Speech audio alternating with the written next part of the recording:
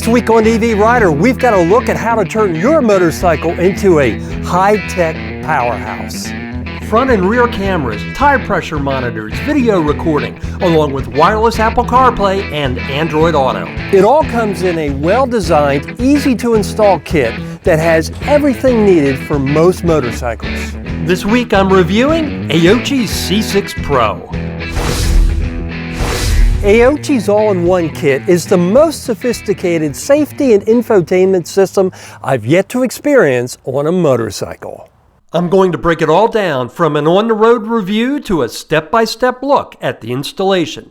And stay tuned because later in the video, I'll tell you how to get 22% off with a coupon code. The kit includes the main 6¼ 1000 nit brightness display, 2 cameras, a remote control, all hardware including mounts, spacers, zip ties, and tools. We'll start with the installation. A couple of things I would personally recommend before heading out to the bike to go ahead and start your installation. One, I'd go ahead and put in the SD card. This actually comes with the 64GB card, so we'll go ahead and get that put in. It also comes with a sunshade, and the screws are quite small, so I would recommend you go ahead and put that in as well. So as you can see, we've got our micro SD card. Very simple, it'll go in, you'll hear a click. And by the way, if you try to put it in upside down, it won't go in really, so that's how you'll know you have it. And there's also a little up arrow so that you know which way to put it in. And so now we'll just put our rain cover back on, just to make sure no moisture can get in there. And then we can go ahead and put our cover back on. And once we do that, we're going to be ready to head outside and install this. I'm going to keep this video fairly brief as far as the installation goes, and that's because the method is going to vary obviously between every bike. And of course the reason for that is if you want a nice neat installation, you're going to have to take off the plastic so you can run the wiring under the bike somewhere. So some general tips: if you've got a gasoline motorcycle, obviously keep it away from the engine heat. You don't want to fry a wire or a component because you got it too close to the engine. As far as an EV goes, it's going to be pretty nice and easy. Luckily, Zero makes it very easy to get the plastics off. There's a total of 6 screws to remove, and I've already removed those. They're Torx screws. And for those of you that have Zeros, fellow YouTuber Scott Harkless has done an excellent disassembly video. So rather than me trying to duplicate what he did, I'm going to put a link to his video there. So I'm just going to go through a couple of the basics, but in terms of the specifics, obviously depends on your bike. In my case, I want to try to keep the wiring as out of sight as possible. So the very first thing I'm going to do is remove the Zero seat.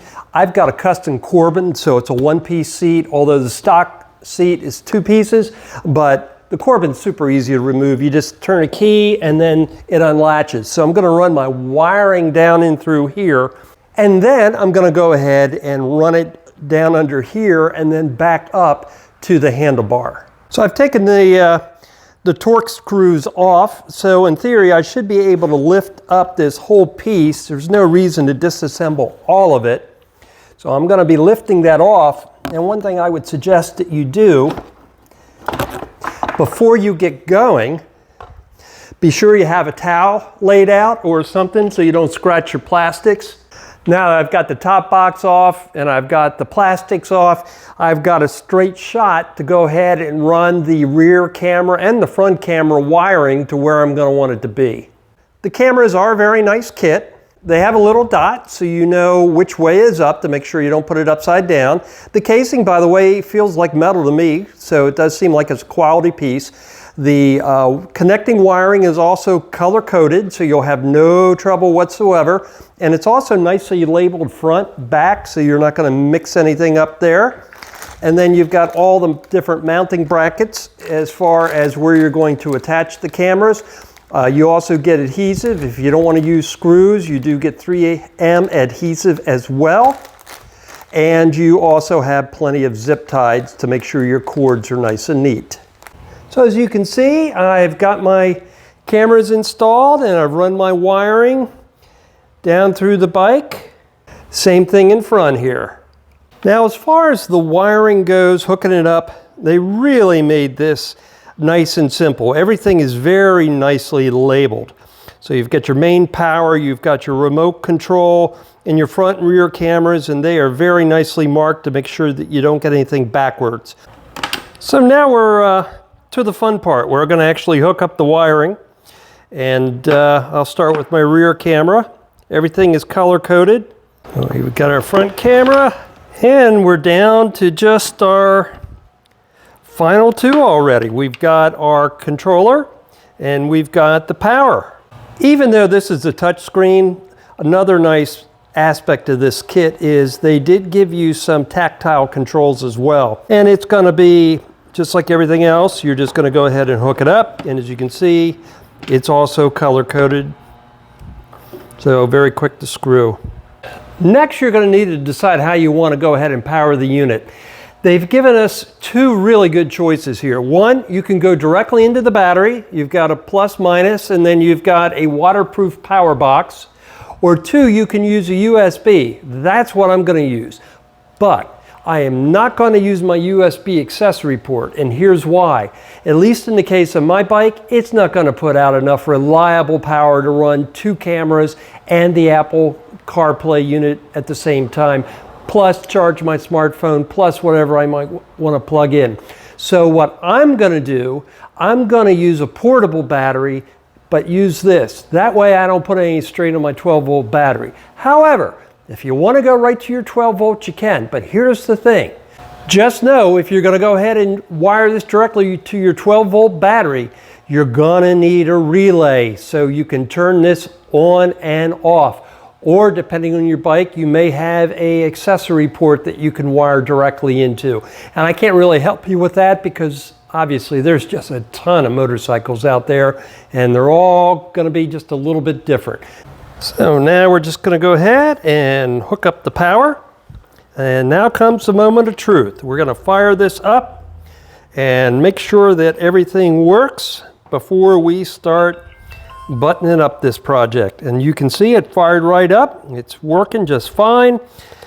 Of course, the main thing I want to check is the cameras. So let's see here. We got that driving recorder, and I can see that the cameras are working. The reason this one looks kind of wonky is because that's my back wall, but it's working fine. In fact, I can see the back of my tail box right there. And there, of course, is a car. So everything is working fine. And another nice thing about this, it comes with a GPS. So you'll have a GPS speedometer as well, unless you decide you want to turn that off. So we can see that this is all working just the way we would hope. So now it is time to mount it and go ahead and put everything back together. Now here's the main mounting bracket. As you can see, you'll have 4 screws. You'll also have rubber grommets, which will act as shock absorbers, and there's the GPS unit.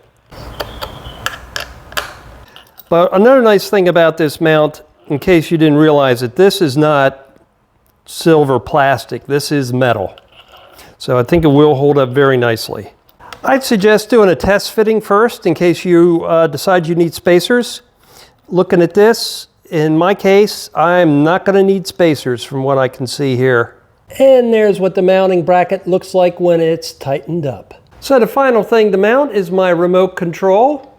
It'll go on my handlebar. And the kit also comes with zip ties. So in the case where you do have any exposed wire, at least you'll be able to keep it nice and tidy. So everything's been installed, everything's been tested, all the wiring has been tucked away, nice and neat. So now it's time to put the plastics back on. You know, I really got to hand it to Zero Motorcycles engineering team. Zero's made this about as easy as I could imagine. Now that the installation is done, it's time to get to the fun stuff. As you can see, the camera is working fine. And I can go ahead and switch to the back camera, which is pointed against a white wall right now. I can go ahead and have a split screen view if I like. And of course, I can also just go home if I want. There's your driving recorder if you wanted to go ahead and record your ride. And you can go ahead, by the way, and set this So first off, you can see the resolution is HD 1080p. For the loop recording, I want it to go as long as possible before it restarts, so I'm going to go ahead and change it to 5 minutes. Date and watermark, I'm going to leave that on. For GPS speed, I like seeing the GPS speed and see how accurate my zero speedometer is compared to true GPS. I'm going to leave that on as well. And as you can see, it's already set to automatically record. I'm going to leave it like that so I don't have to remember to start and stop it when I'm riding. And then, of course, what everybody really cares about is Android Auto and Apple CarPlay.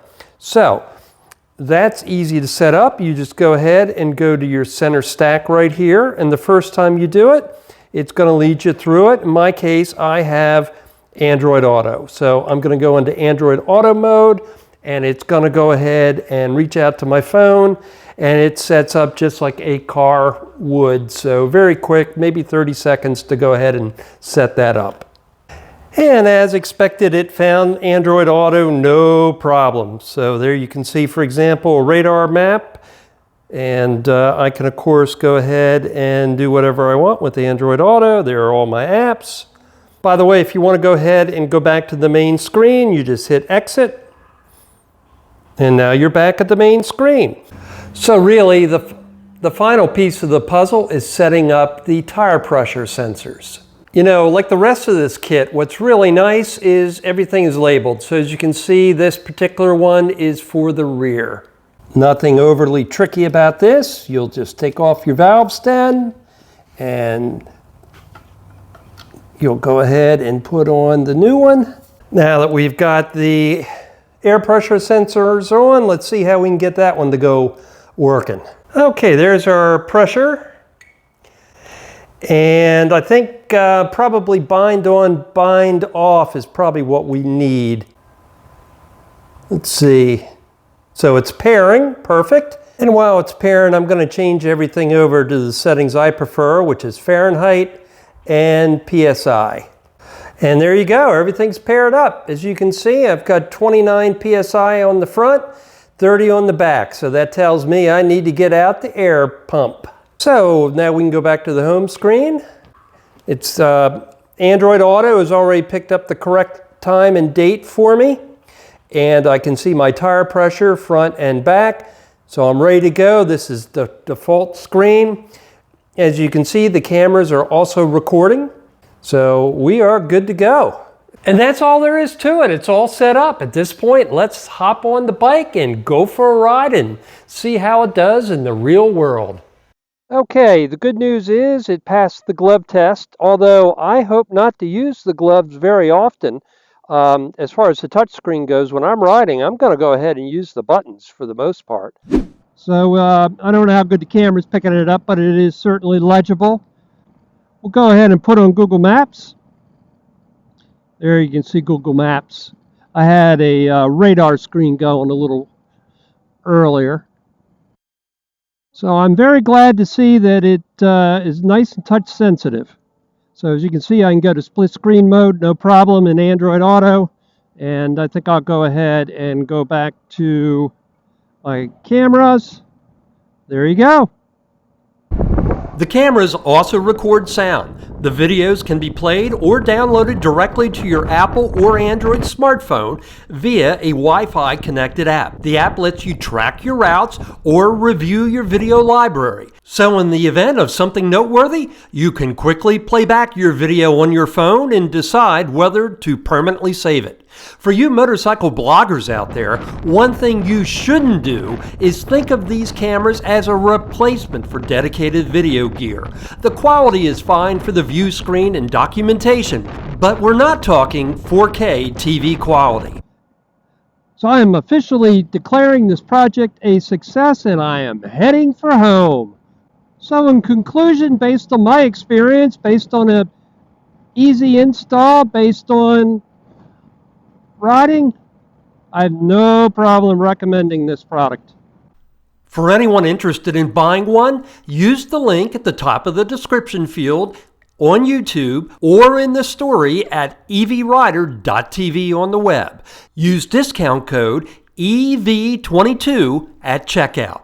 Aoocci provided EVrider with the C6 Pro featured in this review, but did not have any editorial input into this video's production, nor did it see an advance copy of the video or post. EVrider's editorial policy regarding review units is available at evrider.tv for anyone that would like to review it. And now it's time to ride. If you found this episode of EVrider useful, please go ahead and give this video a like, hit that subscribe button and the notification bell so I can continue to bring you more reviews like this one and more adventures in EV motoring. Thanks so much for watching EVrider, and we'll see you again soon.